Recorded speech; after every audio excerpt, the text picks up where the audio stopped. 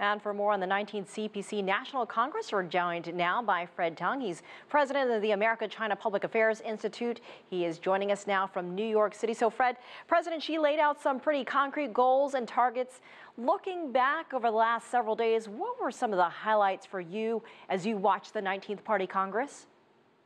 I think that this is a very critical era for China, and certainly the change of the new team. Remember, 5 years ago, President Xi's team was picked by some of his predecessors. This time, his team is pretty much picked by him. And he had a lot of opportunity to work with all of these people.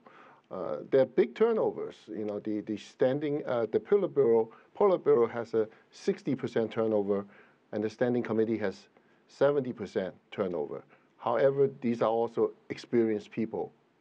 What do you make of the anti-corruption goals, the military goals, the economic goals that he laid out over the past several days? Well, the anti-corruption is a big problem for China, not just since 1949, but for thousands of years of China history. I think in order to make China a stronger country, the anti-corruption has to go even deeper. In fact, I read in the news that even a couple people, when they were attending the 19th Congress, they were asked to stop by the airport because they're being investigated.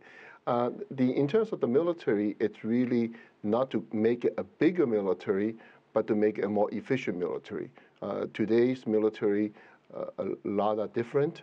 Mostly is cyber, space, intelligence, and so forth. And certainly China is going to it. They have to make that adjustment because otherwise it will be an old, ancient country, not a modern country. And lastly, the economy. At the end of the day, it's really for the people. I mean, he laid out the goal in terms of 2021 and 2049, the two centennial goal. And basically it's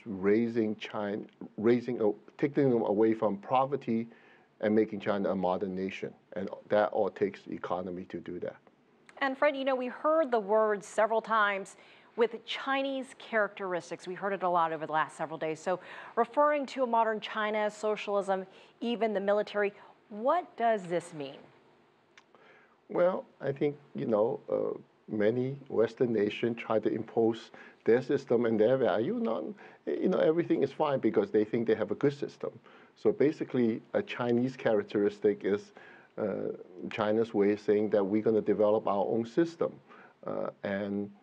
But being a socialist country, that's how the country was formed. So basically, it would be a very unique system for other countries to look at. And in fact, many of the European countries are already looking at China, the developing country, looking at China's model right now. All right, Fred Teng in New York, we appreciate it as always. Thank you.